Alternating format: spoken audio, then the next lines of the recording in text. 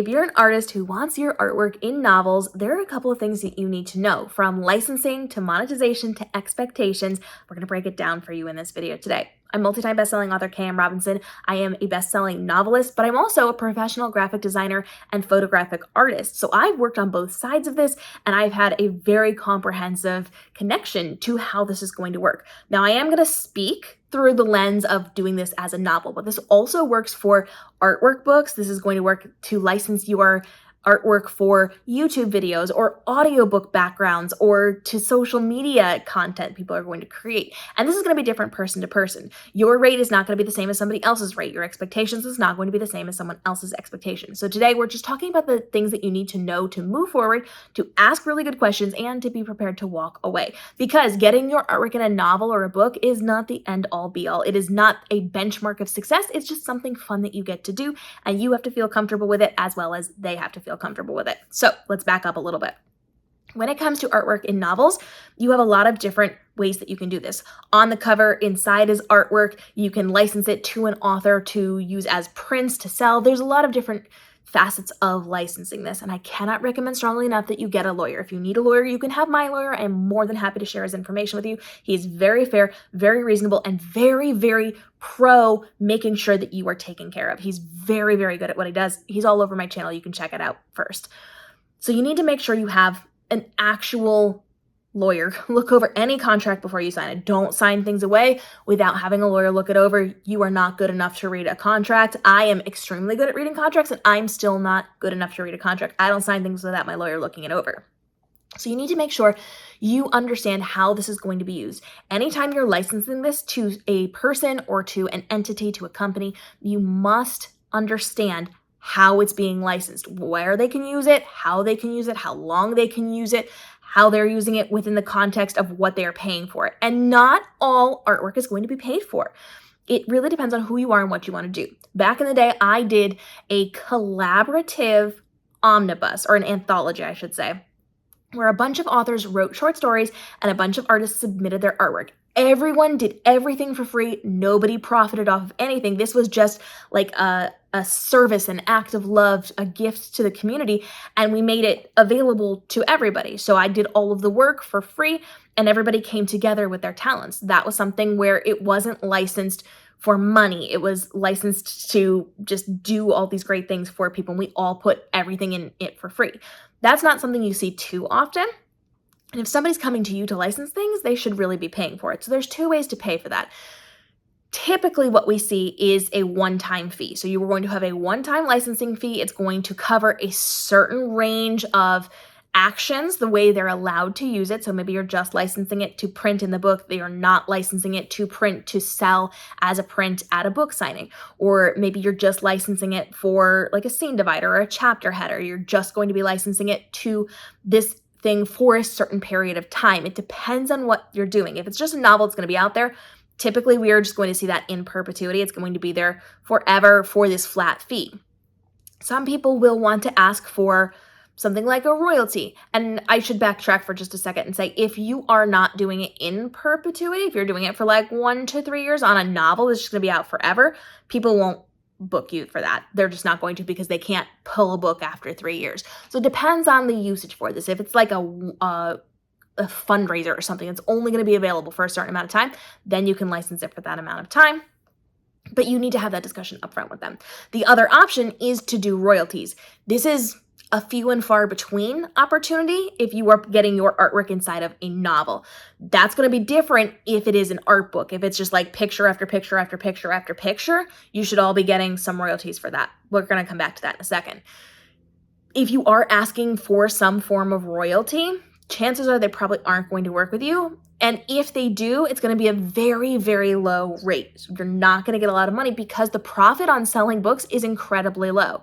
You cannot come in asking for $1 for every book sold. You cannot come in asking for $5. You can't come in asking for 10 cents for every book sold, because the profit margin is incredibly low for novels, especially in the indie space. You are going to see an author and like everybody involved, the amount of money they make is like $1, and then they have to split it between everybody. It's a very, very, very low amount that people are going to be making. It's shocking and horrifyingly low. So if you come in asking for royalties, please be prepared for literal pennies, especially if it's in a novel. If it's in a novel size-wise, you are going to be like 1 page out of 300. So you're really not going to be making very much on doing royalties. It's usually not going to work to your benefit, and you're going to want to go for that flat fee and that in perpetuity, which typically we say in perpetuity is not great.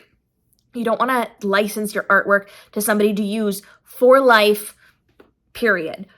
But books are going to be a little bit different because they're not going to be able to pull that product. So if you license a piece of artwork to an author or a publisher to sell at a book signing, you can do time periods. You can say, okay, you have the license for 1 year. You can print these and you can sell these at your book signings. And then they pull it and they're done. If you're doing a book, they really can't go pulling things off of shelves. They can't change up the formatting of the book. So that's probably going to be a no from them.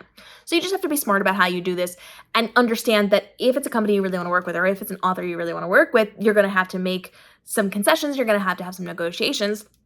You're going to have to understand in the span of what a novel is, your contribution to that is not going to be very high. So with that in mind, it depends on how a person is going to be using your artwork. Is it just a picture? Is it a chapter header? Is it going to be in multiple places? Is it going to be on their website? Is it going to be for use for print? Is it going to be just like a graphic of them? Is it going to be a cover?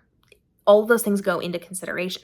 Then it comes down to your skill level and your abilities and your talents and how much work you've done before. If you are highly talented, you're going to make more money than somebody who's newer. If you are somebody who really studies the genre and understands how to make a book cover in that specific genre or how to do artwork for that specific genre, you can potentially make a little bit more. And if you have a lot of experience, you've sold to a lot of people, you can also potentially make a little bit more. And then it just comes down to what you feel comfortable releasing that artwork for. If you're okay with it being in a novel forever and ever, then you have to come up with your flat fee.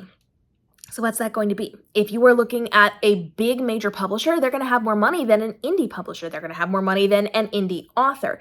So if it's a big 5 company, they're going to have more money to offer you because it's going to be sold more, because it's going to be seen more.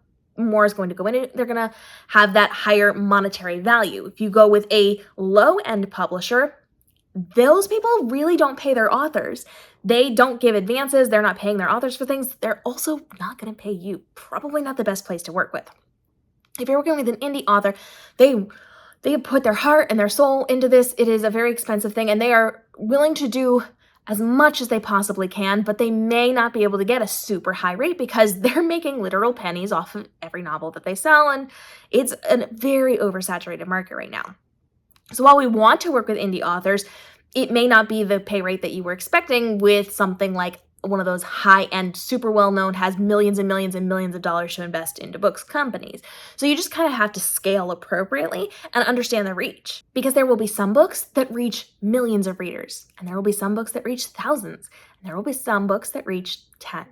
And you have to understand who that person is and where they are, and then scale appropriately. If you're getting seen by a lot of people, that's great. That could be helpful. Exposure doesn't pay the bills, but you might be able to get more jobs off of that, especially if those authors or publishers refer you to other people. So especially in the beginning, you may want to take a lower rate if those people have connections, because that could really help you. I know a lot of artists that work with me, and they come in at that beginner stage of that lower rate or all those things, and then I bring them tons of other authors to make artwork for. I typically like to pay what their price is. I like to value people. I like to make sure that I'm investing into them, so I don't really negotiate like, well, give me this much money off and I'll bring you more people. I try to make sure that I'm hiring people that I can afford, that I like their artwork, that I want to support them, and then I will share them with people. But there are some people that you can negotiate with. If you see an author who's doing really well, just be like, hey, listen, I'll charge you a little bit less, but you got to tell your author friends about me. You can make more money that way. So it depends on where you are in your business to how you're going to extend that to those people and how you're going to then benefit and get a return from that. If you are working with somebody who's like brand new, they don't have a lot of money. Maybe you want to be nice, or maybe you don't want to work with that person. It's all up to you. It's all individual. And you know what? Nothing's wrong. None of those ways are wrong. If you want to charge less for exposure, if you want to charge less because somebody clearly doesn't have the money to pay for you, if you want to help somebody out and charge less, that's great. And if you don't, that's fine too. If you want to stick to your pricing and walk away from things, that's fine. Nobody's judging or blaming you for that. It's just about who you are, what you're doing, how you're doing it, the situations that you're in, and each individual connection that you're making, because that might change from one person to the next for the people that you're working with. So you just have to understand where your lines are. Where are you placing your value, and are you getting that value? Because if you are somebody who says, okay, I need $9,000 for this piece of artwork, and you have maybe overestimated your talent, you're not going to make that much money. If you're not making that much money, you got to bring it down or try something else. If you are really good and you're charging $9,000 and you're getting $9,000, fan-freaking-tastic.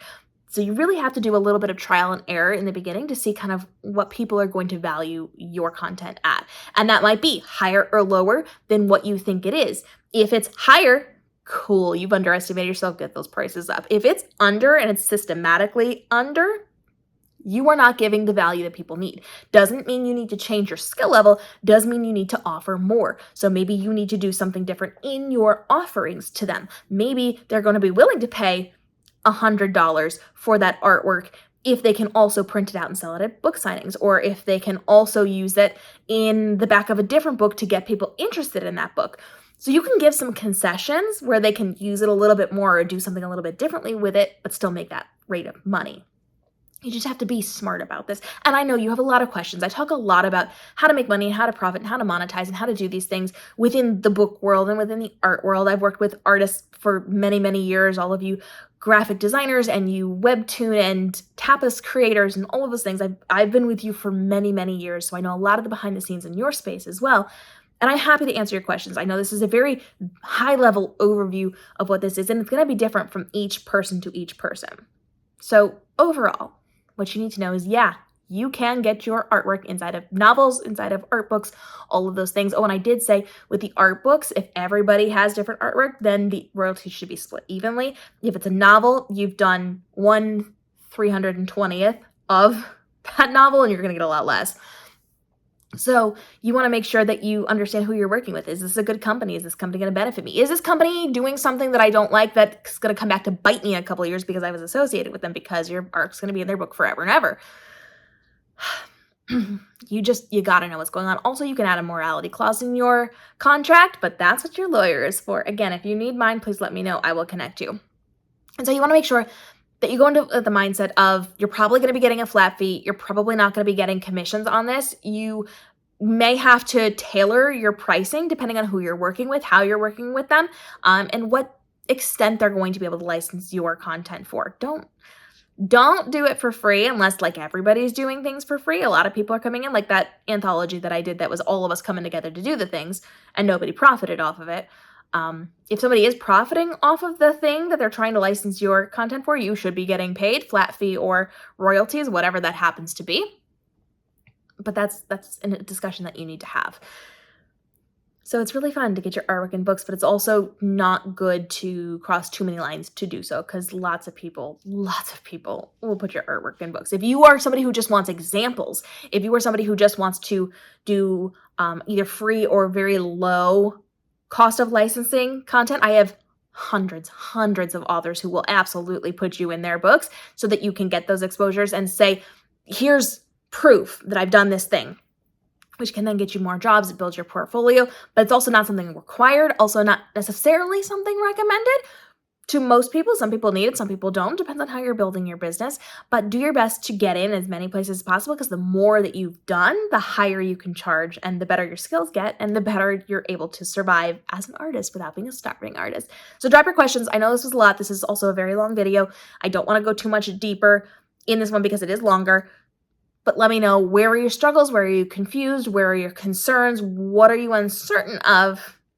And do you have somebody who has approached you to do this and you're not certain about them? I will look them up and I will help you. So drop your questions. Let me know what's going on, and we'll see you in the upcoming episodes.